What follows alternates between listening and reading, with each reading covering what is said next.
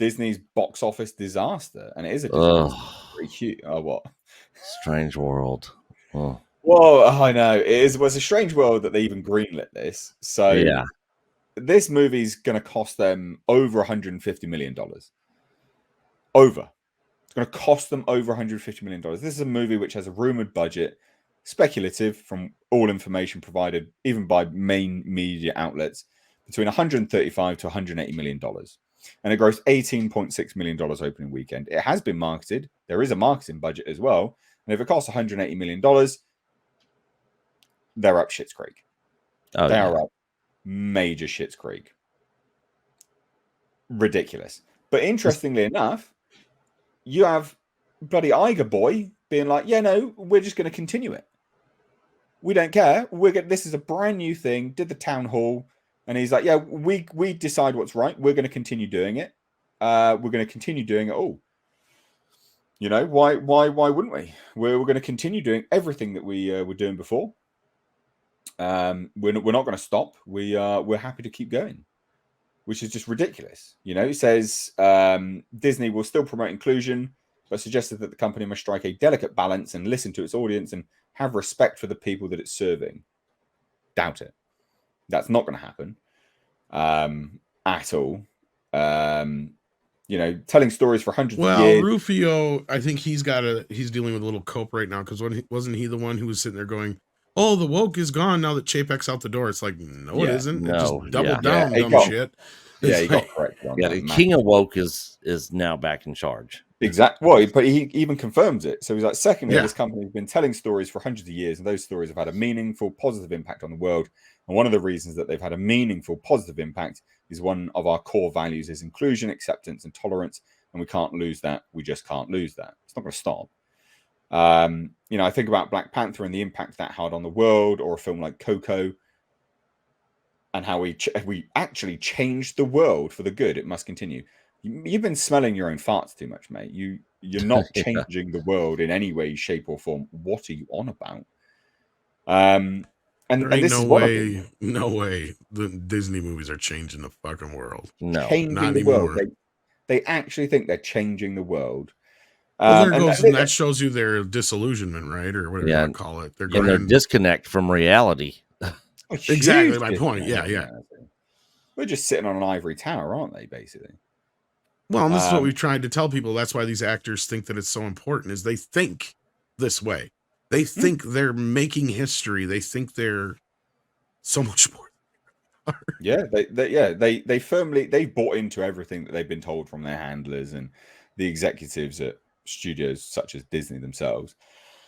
And this film is an unmitigated disaster. Like it is, and the thing about this, the thing about this Thanksgiving weekend, right, is the two movies that were predominantly out this Thanksgiving weekend or Thanksgiving week, whatever you want to call it, were Disney movies. And this weekend has had the lowest box office for a Thanksgiving weekend since 1994.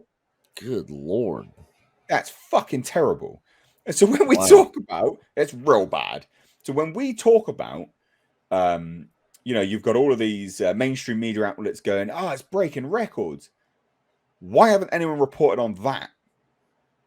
The two Disney movies that are out, Black Panther, Strange World, this is like opening weekend, right?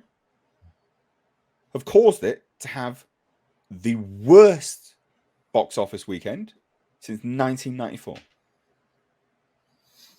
That's a record, isn't it? Which is actually kind of weird because that's the same. I'm looking at the movies that came out that Thanksgiving in 1994. You had not one, but at least three big movies. You had Star Trek Generations that opened up November 18th, which would be the week just before Thanksgiving. Yeah. The Santa Claus came out November 11th with Tim Allen. An Interview with a Vampire also came out the same day. And all three of those movies managed to gross within the 75 to 100 plus $1 million range. That says a lot, doesn't it? I mean, there was some other garbage that came out at that time. Low Down Dirty Shame, The Page Master, although that became a kind of a cult hit later on. It flopped at that time. Junior came out. It did okay, but it was also kind of a flop for Schwarzenegger. Mary Shelley's Frankenstein came out, didn't do well, but also garnered a cult following later on. Again, but even then, that's the lowest. That's not too bad for a low. This is a all-time low then. It's almost like when you watch like way below. when you watch the stock markets and it's like hit the bottom and you're like, wow, it's at the bottom, and then boom, it just drops even more, and you're like, shit, I didn't think this thing could go any lower. Yeah.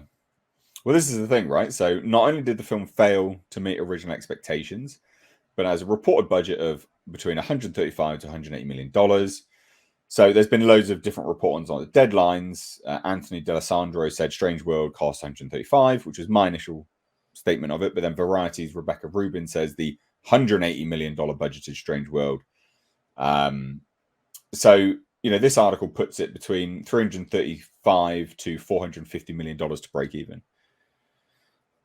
which is about right. It has had a marketing budget. They were marketing it.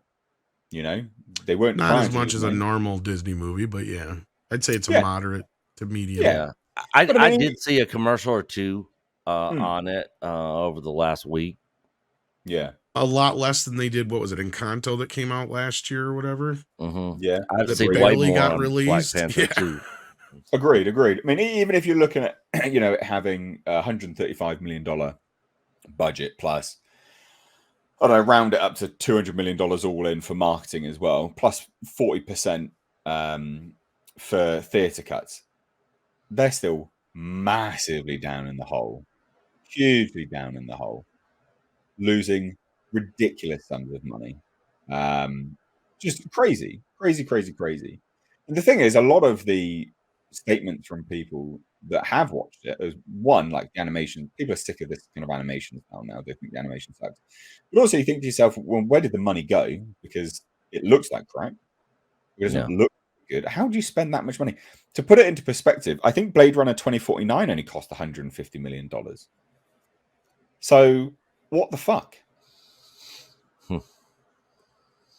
Doesn't make any sense. I mean, what? Absolute madness. Yeah, this goes back to bringing up a question that I brought back in a previous show that we did. At what point in time and at how much of a loss is Disney going to have to be at before they're like, okay, this obviously is not working. Maybe we need to change directions here. Well, apparently there is no end to that because Iger's already come out in this new town hall saying that, again, like they're committed to it. And I can't remember if it was on a previous show that we did here or if it was on, or maybe it was Tom talking about it on another stream we were on. But I heard somebody mention the fact that I guess Disney is getting a lot of political money from the left, and that's basically covering their losses. I don't know how much of that's true or how much money they're getting from political parties on them pushing this stuff, but funded by like BlackRock and stuff like that. Yeah. Right? So the creators of like ESG and ESG scores and diversity and inclusion and all that kind of stuff. So I mean, it's all to do with that realistically, but it's not, the money pot's not endless, right? Like at a certain point, they still got investors. They still got to meet, financial calls and stuff. I mean, it can't. I don't know. I mean, look, we always say it can't continue, but maybe it will. Maybe. Well, and it was seeming to dry up a bit from what we had heard and noticed. And then, but what has happened here in the last couple of weeks is a culmination of a few things.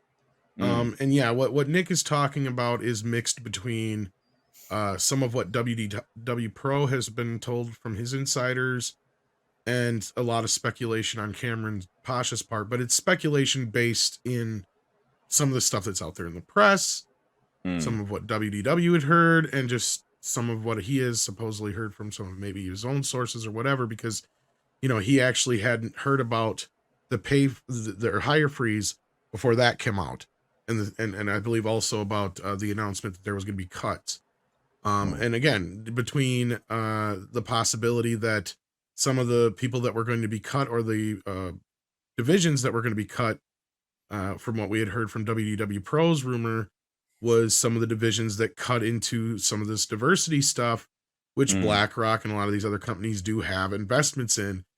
And Massive he had been investment. told, is that what kind of set people, a few of them off with some red flags and got this thing kind of bowling in motion? And that all kind of plays into other things that we've heard and speculated about. And that's kind of what Nick is talking about too, I imagine.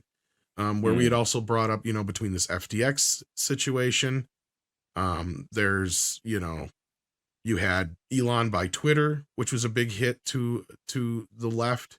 You had Trump announce he's running for president. That just injected a bunch of this political money back into the system again.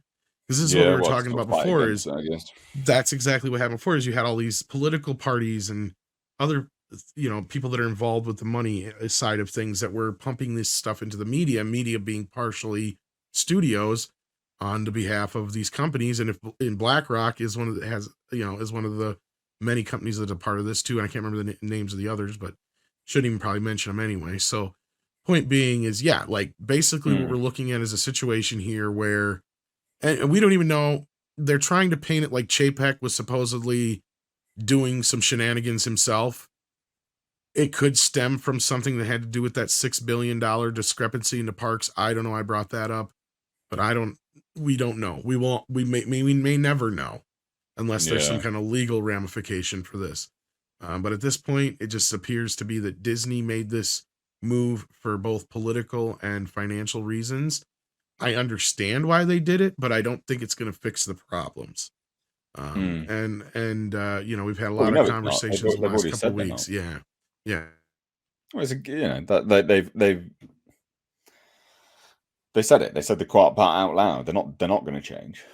So it's done. Like that's absolutely done. And it was anyone with any common sense said it from the start that Iger and Chapek are two cheeks of the same arse. They're no different. Nothing's going to change at all.